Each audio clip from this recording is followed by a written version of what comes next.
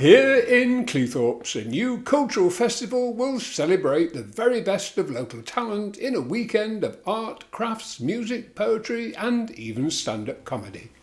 A highlight of the festival will be the Rona Art and Craft exhibition, featuring work created by local people during the coronavirus pandemic. Organised by John Mooney of Big Local North Cleethorpes, submissions will be chosen through a Grace and Perry style selection process. The idea came to me from the Grace and Perry Art Club stuff, and I don't know how many people locally have watched that, but it was really quite uplifting, and the eventual exhibition that they did in Manchester was absolutely superb. So that's the idea behind it.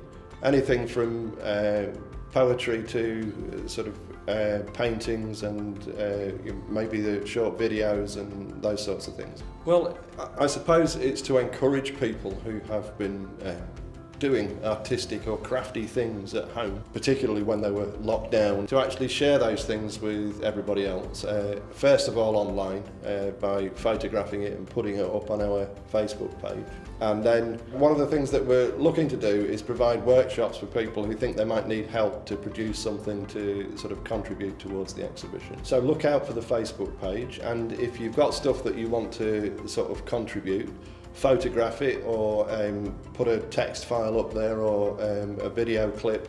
And also we'll be advertising the workshops so that sort of people can actually look and say, I'd really like to have a go at that, and sort of get involved with that as well. The Cleethorpes Culture Festival will be held in March 2022. You can submit work for the Rona Arts and Craft exhibition through the Facebook page. In other literary news, winners of the Hammond House International Literary Prize were announced this month, featuring both local talent and writers from around the world. Winners in the student category included Amanda Nelson, Sydney Wright and Sarah Stannard, all students at the University Centre Grimsby. It's been a year since the first corona vaccination was administered in North East Lincolnshire at the Open Door Health Centre in Grimsby. I actually can't believe we're a year down the line and we're actually still vaccinating. I thought it might have been a little bit more quieter, but it does seem to have got a lot busier. Obviously now the government have opened it up to third boosters. We're seeing a lot of the over 18s come in. Seeing a lot of first vaccinations as well, with guidance changing regarding getting into football matches and things like that, which is a positive. The atmosphere last night was really good. We had a lot of positive feedback. Everybody's okay with waiting. I mean, we have had some horrendous weather where we haven't been able to let people into the surgery and they have had to wait outside. And they've still had a great attitude as well when they've come into the building. I just want to make sure I'm as protected as I can possibly be to prevent myself from being poorly and ended up in hospital and taking up a bed for someone who might need it more than me, basically. My wife's vulnerable, so you do what you can to help everyone. It's just the sensible thing to do, really. I mean, I know some people don't want to have it, but I've had the 2 Pfizer jabs and there was no reaction and it gave me peace of mind. I slept a little bit easier at night. The effects of long COVID are especially debilitating for those in later life. The Grimsby Health and Wellbeing Centre, run by Links Inspire, is hoping long COVID sufferers recover safely.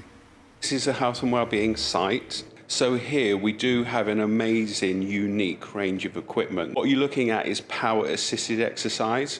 Our customers are wonderful. We love them to bits, and it's been wonderful to see them back.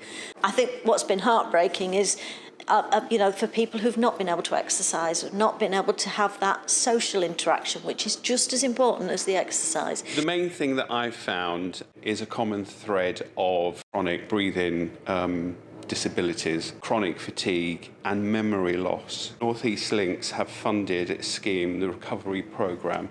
Its main focus is long COVID. Despite the challenges of coronavirus, businesses here in North East Lincolnshire are providing a safe environment for their customers and staff. Many resourceful business owners are finding creative ways of surviving. Some are even thriving. Signs have never gone down. We supply the hand wash and we've got the sneeze screen. We try and keep social distancing from people as well, but it's not always easy, especially in a small shop. You know, people still wanting the personal service, so you know, it's trying to get that balance really. We've not stopped wearing our masks in the shop. We've still kept the social distancing, hands, face, space, and it's worked very well for us. We do online shopping, and I think that's been really fantastic for us. We've got face masks, we're aware of how many people are in the shop. We've got hand sanitisers at every station. So yeah, we're quite happy how everything's going at the moment. But you know, everybody's sticking to the regulations and people are accepting that. We started up before COVID. We were having, I don't know, around about a dozen people who were coming forward for the Be Your Own Boss workshop to start thinking about starting their own business.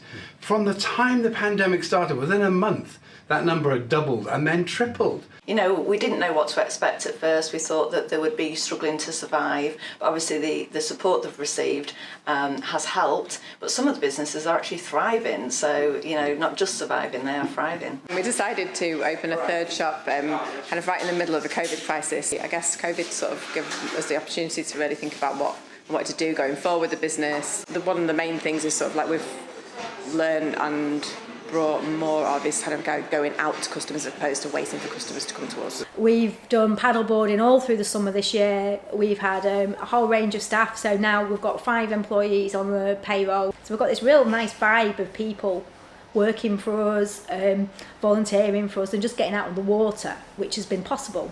I think coming up with the different ideas of how to deal with the pandemic and the forced closure and that type of thing came a lot from necessity.